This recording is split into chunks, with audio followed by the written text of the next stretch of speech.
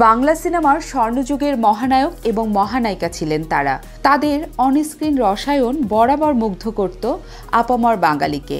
একসঙ্গে একাধিক ছবি তো করেই ছিলেন তারা, উপহার দিয়েছিলেন বহু বক্স অফিস হিট। কিন্তু জানেন কি, সেই সহকর্মী তথা উত্তম কুমারের শেষ ইচ্ছে পূরণ করেননি সুচিত্রা সেন।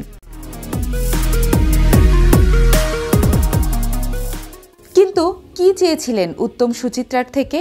1980 সালে ওগোবধূ সুন্দরী ছবির শুটিং করতে করতেই মৃত্যুর মুখে ঢলে পড়েন উত্তম কুমার। তার চলে যাওয়া অনেককেই গভীরভাবে আঘাত দিয়েছিল। তবে জানেন কি, মৃত্যুর ঠিক এক সপ্তাহ আগেই সুচিত্রা সেনের কাছে একটি বিশেষ আবদার করে বসেন উত্তম কুমার, যা আর রাখা হয়নি মহানায়িকার। আলো আমার আলো ছবিটিতে সুচিত্রা সেনের অভিনয় দেখে মুগ্ধ হয়েছিলেন উত্তম কুমার। টিভিতেই দেখেছিলেন সেই ছবি। তখন তিনি ফোন করে সুচিত্রা সেনকে তার সঙ্গে একবার দেখা করার কথা বলেছিলেন।